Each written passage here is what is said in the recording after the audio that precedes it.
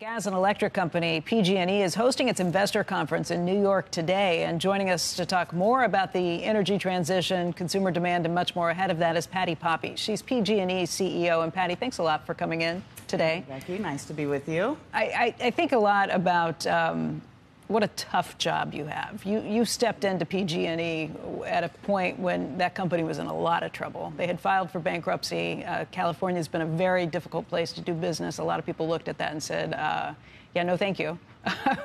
But you have done some pretty incredible work just in terms of how you've been trying to address all this, deal with the safety issues, the fallout from wildfires, being able to raise rates in a way that allows you to pay for a lot of the upgrades that are needed on this.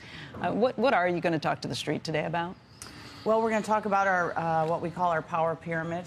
It starts with the foundation that you described, that is the foundation of safety, both physical and financial. I think a lot has changed in the California business construct that people don't know yet about in terms of protections with new extreme weather conditions, what happens in California and how do we protect investors through that, but more importantly, protect our citizens.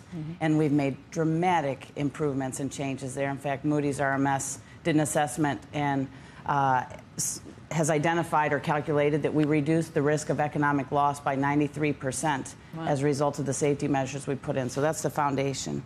That gives us permission to improve our business and run a great company and serve customers well, which then gives us permission to decarbonize the economy at the lowest societal cost. So there's a lot happening in the utility sector, but definitely in California. I mean, there's a lot of moving pieces here. Yeah. Barron's actually over the summer put out something saying that there is a bull case to be made for this, and maybe it will pay off. The stock has been up pretty sharply. I look back at, I guess, $15. It's now up to close to $20. There's still a lot of risk and things that are associated with this. What do you do just in terms of making sure? I was just looking through some of the rate increases. It's significant rate increases that have gone through. Consumers obviously push back on some of those things.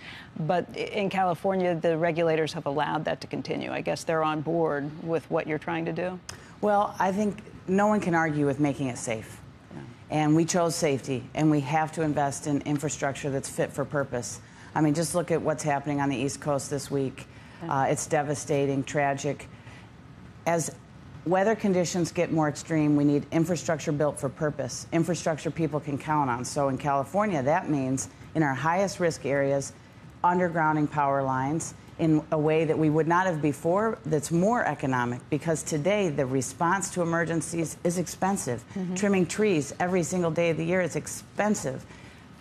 Building infrastructure that's fit for purpose is not as expensive. Although it takes a long time and it's pretty expensive too. Maybe not as expensive as the cleanup. How quickly can you do it, and how much does it cost to put those power lines underground? Yeah, well, we'll do 1,200 miles of lines here, and that's our goal is to do about 8% of our lines, so it's just the highest risk miles. We've accelerated our pace. We've doubled the miles we've done every year. We're making real progress on that, and we'll get good. We'll get even better at it. We've gotten much better at it than we expected. We have some foundational pieces, though. We have implemented a lean operating system. You know, it's born out of the Toyota production system. These fundamental lean capabilities to know problems, see problems, fix problems.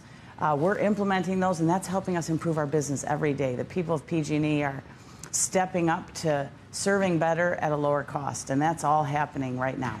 I was shocked at the Wall Street Journal several years ago laid out how old some of the equipment was. I mean, this was after some of the very bad wildfires and that went out there. There's stuff that was over 100 years old with some of these. That is something you guys have been tackling and going after. How much do you have left to go? Yeah, we still certainly have work to do. I think this is really an interesting challenge nationwide. The idea that this grid has reached, in many cases, 100 years old. It's time to rebuild the grid. Rebuild the grid can be funded by new load growth that we haven't seen in our professional lifetimes.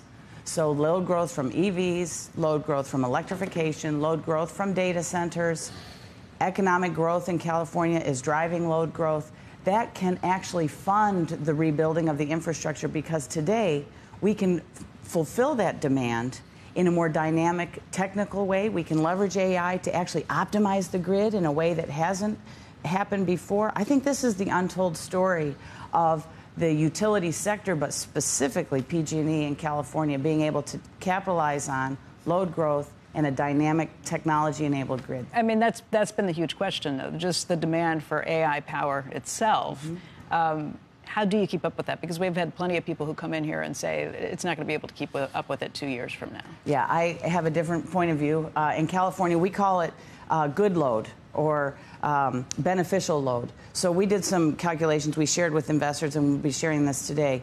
We can add a gigawatt of new demand, serve a gigawatt of new demand from a data center, and spend up to about $1.6 billion to serve that load.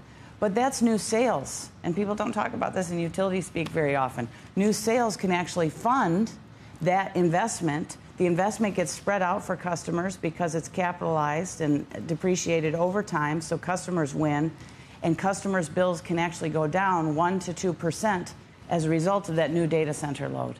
So you have to calculate it. You have to do the right load in the right way.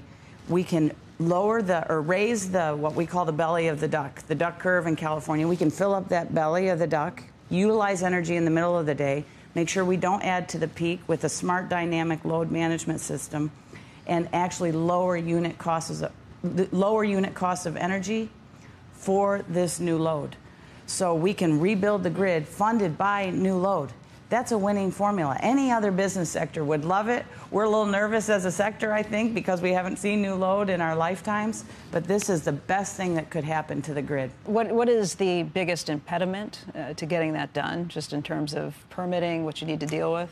I think permitting can be a real challenge, and having speed to power, as you've heard that term many times lately, getting speed to power is going to require some reform in permitting. It's going to require that on a state level, stuff. Local level, on a it could national federal and state for sure, and local permitting can be a real challenge.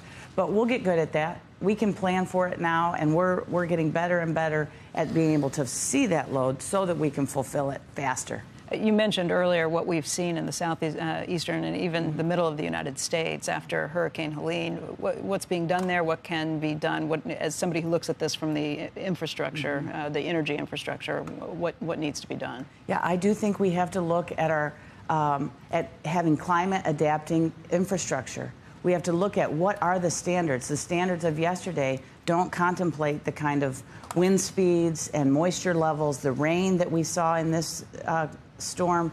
We have to do more than just respond well, which my hat is off to all of the men and women who have come to serve the people. This sector works together in times like this, and I'm so thankful for their safely restoring people as quickly as possible. But we have to build infrastructure that can withstand these weather conditions. These are actually becoming predictable. We have to raise our standards of the infrastructure. Again, leverage load growth as a means to fund. We're going to replace this infrastructure anyhow because it's aging. Let's replace it with infrastructure that has adapted to new conditions and more extreme weather, and build it at a more affordable price because it's funded with load growth. It's a great story for our sector.